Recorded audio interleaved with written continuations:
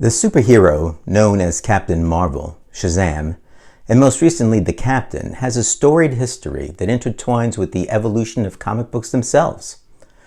Originally introduced as Captain Marvel in the 1940s, this character's journey from creation to present-day status is a fascinating tale of legal battles, rebranding, and cultural shifts. Who is the original Captain Marvel? Stay tuned for the video. Anachronic. Hi comic book fans, I'm Joe and welcome to Anachronic Comics. This is the third episode of the 5 planned for what I'm calling Season 1 of my Who Is series. We will explore the history and evolution of the original Captain Marvel, an almost omnipotent being felled by the vagaries of the law before his resurrection in the 1970s.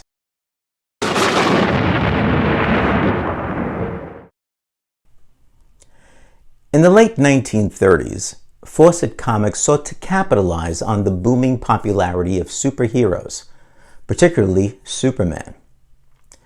Writer Bill Parker and artist C.C. Beck were tasked with creating a character that could rival the Man of Steel. Their answer was Captain Marvel, a superhero whose powers were bestowed upon him by ancient gods and heroes. He debuted in Whiz Comics #2 with a cover date of February 1940. This magical page, drawn by C.C. Beck, first appeared in 1972's second volume of Steranko's History of Comics. The character is the alter ego of Billy Batson, a young boy who receives his powers after a fateful encounter with an ancient wizard named Shazam.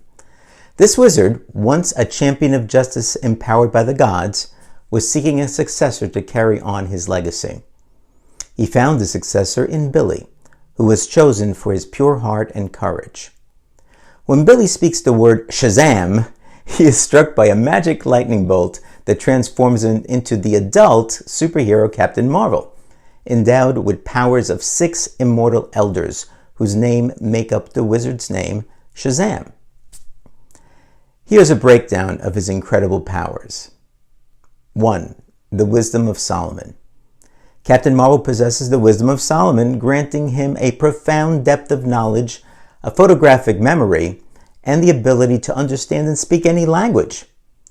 This wisdom also provides him with tactical expertise in combat and the discernment to make just decisions. 2. The Strength of Hercules. The demigod Hercules bestows upon Captain Marvel immense superhuman strength. He can lift massive weights, punch through barriers, and stand toe-to-toe with the strongest of foes, including Superman. 3. The Stamina of Atlas. With the Stamina of Atlas, Captain Marvel has incredible endurance and resilience. He can withstand punishing physical exertion without tiring, and is virtually invulnerable to most forms of attack. 4. The Power of Zeus. Zeus's power gives Captain Marvel the ability to summon and control lightning, which he can use as a weapon or to enhance his other abilities. Additionally, this power grants him magical resistance and the potential for spellcasting. 5. The Courage of Achilles. The courage of the legendary warrior Achilles is reflected in Captain Marvel's bravery and near invulnerability. This courage also fortifies his resolve and mental fortitude against fear and psychic attacks. 6. The Speed of Mercury. Mercury, the Roman messenger god, grants Captain Marvel superhuman speed. This allows him to move, react, and fly at incredible velocities, rivaling even the fastest superheroes. Now, beyond these core powers, his natural charisma also makes him a compelling figure. Captain Marvel's powers are not just a testament to his might, but also to his character. Despite his vast abilities, he remains grounded by his human side, Billy Batson, whose purity of heart was the key quality that made him worthy of such powers in the first place. This duality of a child's innocence and the powers of gods makes Captain Marvel a unique comic book hero.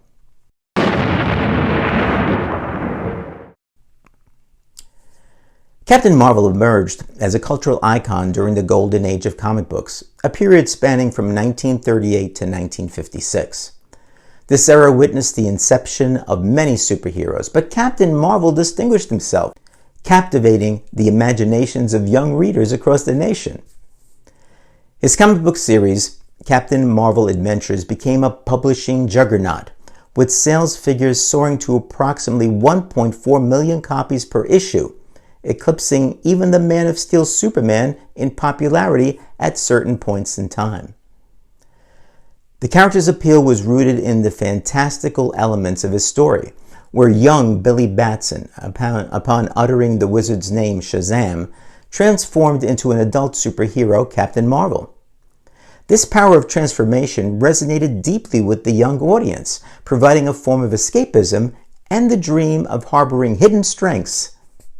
The stories were a tapestry of action, humor, and morality, often pitting Captain Marvel against a variety of villains, from mad scientists to mythical monsters, all the while maintaining a lighthearted tone that became the series' hallmark. Besides his origin in Whiz Comics #2, the following storylines not only shaped the character of Captain Marvel, but also had a lasting impact on the comic book industry. One of Captain Marvel's most memorable story arcs is the Monster Society of Evil, which ran from 1943 to 1945 in Captain Marvel Adventures numbers 22 through 46. This epic storyline featured the introduction of Mr. Mind, a villainous worm with a high intellect, and his Monster Society, its main purpose to destroy the world's mightiest mortal, as Captain Marvel was known. Proving this is no idle threat, Mr. Mind opens a shutter, revealing that most of Captain Marvel's rogues gallery were members of the Monster Society. It was one of the first serialized storylines in comic book history, 25 chapters in 25 issues, and is remembered for its scope and ambition. Captain Marvel Battles the World from Captain Marvel Adventures number 148 is one of the most imaginative stories from the golden age of comics. This narrative by Otto Binder and C.C. Beck features Captain Marvel as he confronts a disgruntled planet Earth, annoyed at humans drilling holes with oil drills, which hurt it. It's a testament to the creative storytelling that has long been associated with Captain Marvel Adventures. The introduction of the Marvel family expanded Captain Marvel's universe by introducing characters like Mary Marvel and Captain Marvel Jr., both co-created by Otto Binder, who had their own comic books. These new heroes were not only sidekicks, but also family, sharing similar powers and fighting alongside Captain Marvel. This concept of a superhero family was innovative at the time and added a new dimension to the storytelling. Captain Marvel was the first superhero to have a team of sidekicks who shared his powers, abilities, and appearance, an idea that was later used for other heroes like Superman, Batman, and Aquaman. The Marvel family had their own comic book published by Fawcett Publications from 1945 to 1954. The first two issues were titled as Marvel Family Comics on the cover, although the indicia page also identified the title as The Marvel Family. Issue number 1 is the first appearance of Black Adam, and his only appearance in the Golden Age. The success of Captain Marvel led to his historic crossover from the pages of comic books to the silver screen. In 1941, Republic Pictures released Adventures of Captain Marvel, a 12-chapter film serial that marked the first time a superhero character was adapted for film. Tom Tyler played the titular role, bringing the character to life with a performance that is remembered for its earnestness and charm. As Captain Marvel, Billy must protect the world from the evil Scorpion, who seeks to control an ancient weapon of great power. The Adventures of Captain Marvel was amazing for its time. The serial featured daring stunts, elaborate sets, and a sense of adventure that kept viewers on the edge of their seats. The special effects, particularly Captain Marvel's flying sequences, were revolutionary, using a combination of practical effects and animation to bring the hero's powers to life. One of the most iconic aspects of Captain Marvel's powers is his ability to fly. Howard and Theodore Lydecker were a special effects team, primarily working as contract staff members of Republic Pictures. To achieve this on the film, they constructed a 7-foot-tall dummy, slightly larger than life, made of papier-mâché, which weighed only 15 pounds. This lightweight dummy allowed for more realistic movement during flight scenes. The costume for the dummy was made of thin silk and cotton jersey materials that contributed to the illusion of smooth, flowing motion as Captain Marvel soared through the air. The flying sequences were achieved by suspending the dummy with invisible wires against a painted backdrop of the sky. The wires were carefully manipulated to simulate flight, and the scenes were shot from various angles to add to the realism. For close-up shots, the filmmakers used a technique called rear projection, where footage of moving landscapes was projected behind the actor to give the impression of flying over real terrain. Another memorable effect was the transformation of Billy Batson into Captain Marvel. This was done using a simple but effective smoke cloud effect, which, despite its basic nature, effectively conveyed the magical transformation on screen.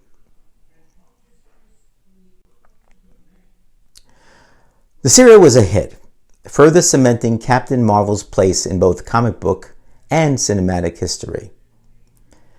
The influence of Captain Marvel and his Golden Age adventures extended beyond mere entertainment. The character represented a beacon of hope and justice during tumultuous times of World War II, often engaging in battles that mirrored the real-world conflict of the era. His stories provided a moral compass for young readers, emphasizing virtues such as courage, kindness, and the importance of doing good. However, Captain Marvel's success caught the attention of DC Comics, who saw the character as a little too similar to Superman. This led to a lengthy legal battle that eventually resulted in Fawcett ceasing publication of Captain Marvel comics. Yes, the 1950s saw Captain Marvel facing off against Superman in a legal battle. Fawcett Comics, the original publisher of Captain Marvel, was sued by DC Comics for copyright infringement. The legal battles surrounding Captain Marvel are as dramatic and intricate as any of the character's fictional adventures. The contention began when DC Comics, the publisher of Superman, filed a lawsuit against Fawcett Comics, alleging that Captain Marvel was a copy of Superman. This legal dispute was not just a minor skirmish, but a protracted war that spanned over a decade, starting in the early 1940s and not concluding until 1954. The legal dispute was not only lengthy, but also costly, and it had a significant impact on the comic book industry at the time. The case, National Comics Publications Inc. versus Fawcett Publications Inc., was filed in a New York City trial court. The crux of DC's argument was the apparent similarities between Captain Marvel and Superman. Both characters were immensely strong, virtually invulnerable, and had the ability to leap or fly. Moreover, both had alter egos that worked in the news industry. Clark Kent as a reporter, and Billy Batson as a radio broadcaster. DC contended that these parallels were more than coincidental and infringed upon their copyright of Superman. Fawcett defended their creation vigorously, pointing out the differences between the characters, such as Captain Marvel's magical origins versus Superman's alien heritage. They also highlighted Captain Marvel's unique elements, like his extended family of superpowered beings and the whimsical nature of his stories, which often included talking animals and lighthearted humor, contrasting Superman's more serious and realistic tone. The case was decided in favor of Fawcett by the trial court. However, the trial court's decision was appealed and argued in the United States Court of Appeals for the Second Circuit located in New York City. Despite Fawcett's defense, the appellate court ruled in favor of DC Comics. The ruling was significant, and it was a blow to Fawcett, which decided to cease publication of all Captain Marvel-related titles. This outcome effectively ended the character's run at the height of his popularity, and for many years, Captain Marvel disappeared from the comic book world. Marvel Family Comics number 89 from January 1954 was the final Golden Age appearance of Captain Marvel, Captain Marvel Jr., and Mary Marvel, and the final comic book published by Fawcett. The 1970s marked a new era for Captain Marvel. DC Comics, having resolved the copyright issues with Fawcett, brought the character back to life by licensing the rights to publish new stories in 1972.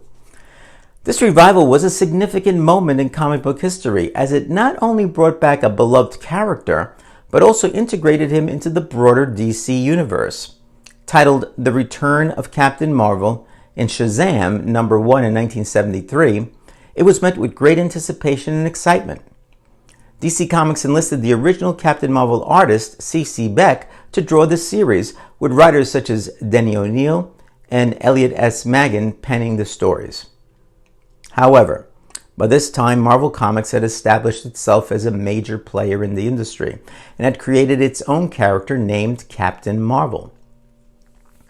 To avoid confusion and potential trademark issues, DC titled the comic book Shazam, which was the name of the wizard and the magic word Billy Batson used to transform into his superpowered alter ego when they relaunched him in 1972.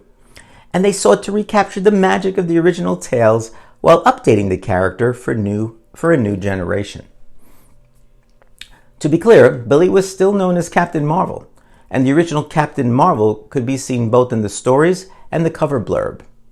It wasn't until 2012 that the character was renamed Shazam, but more on that later.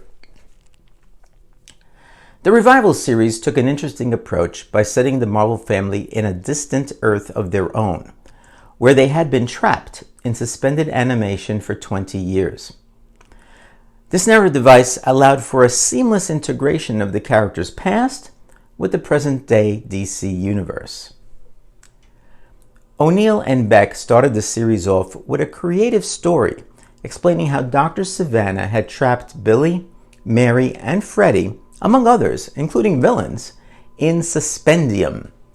All of them were placed in suspended animation at the end of the original series, providing the explanation of why the characters had not aged since 1954. One significant event that occurred during this series was the revival of Black Adam, who had previously fought the Marvel family during the Golden Age and died in Marvel Family number 1. As I mentioned, Black Adam's only appearance was back in that one comic book. He was at best an obscure villain. His revival eventually made Black Adam a recurring major villain for the Marvels. Despite the initial excitement, the revival faced challenges. The combination of modern writers and the classic art style of Beck did not resonate as hoped with the audience. Additionally, Beck's departure from the series after disputes over creative direction left the series struggling to find its footing. In an interview from the mid-1980s, Beck stated, quote, "I could see from the start that the stories were pretty bad. They got worse and worse, and finally I refused to illustrate them. Only Saul Harrison ever spoke to me after that. The others would have nothing to do with me. I would write them letters, and they wouldn't even answer them. They pretended I don't exist." Nevertheless, the 1970s revival of Captain Marvel is a testament to the enduring appeal of the character. It set the stage for subsequent interpretations and adaptations, including a television show. The 1970s were a unique era for television, especially when it came to the portrayal of superheroes. One of the notable entries into the superhero genre was the TV series Shazam, which aired from 1974 to 1977. This series was a significant part of Saturday morning television and has since become a nostalgic piece of superhero history. Shazam was produced by Filmation and starred Michael Gray as Billy Batson, a teenage boy who could transform into the superhero Captain Marvel, originally played by Jackson Bostwick and later by John Davey, by speaking the magic word Shazam. Accompanied by his guardian mentor, played by Les Tremayne, Billy traveled the country in a motorhome, helping people and resolving injustices. Unfortunately, Mary Marvel and Freddie Freeman did not appear in the show. The show is unique in its approach to superhero storytelling. Instead of focusing solely on action and superpowers, Shazam often highlighted moral lessons and character development. Each episode featured Billy encountering various social issues and moral dilemmas, reflecting the values and concerns of the time.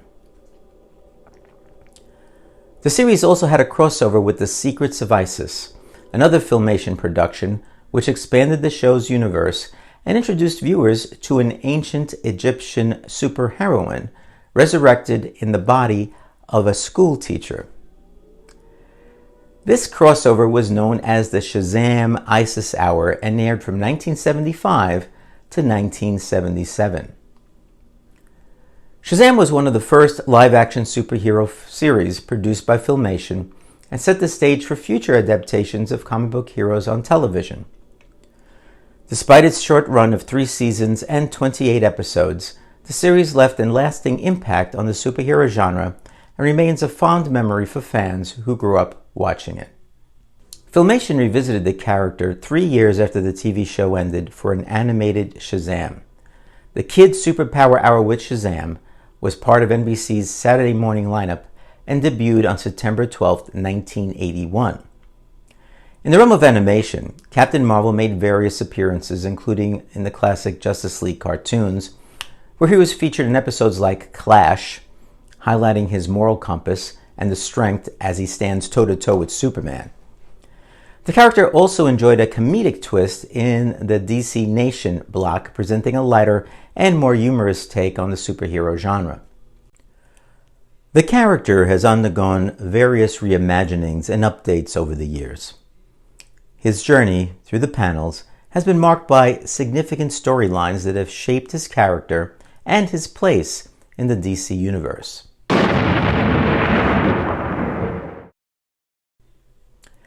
Following Crisis on Infinite Earths, Shazam's world ceased to exist, but Roy Thomas brought them back in the 1987 event comic Legends in the 4-issue limited series Shazam: The New Beginning.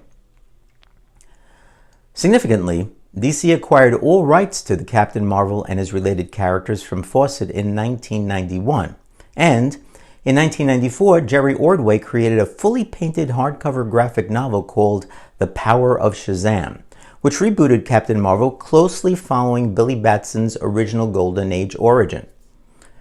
This graphic novel leads into the Power of Shazam ongoing series. The New 52 and DC Rebirth initiative saw further evolution of Captain Marvel, delving deeper into the magic-based mythology and expanding the Shazam family with new characters sharing his powers. Billy, Mary, and Freddie received another all-new origin.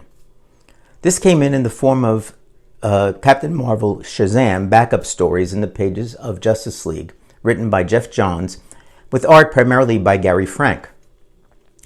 Billy's Captain Marvel was renamed Shazam with this relaunch, as backup stories in the Justice League, beginning with Justice League number 7 from May 2012, where Billy was portrayed as a selfish person who grew into a superhero role.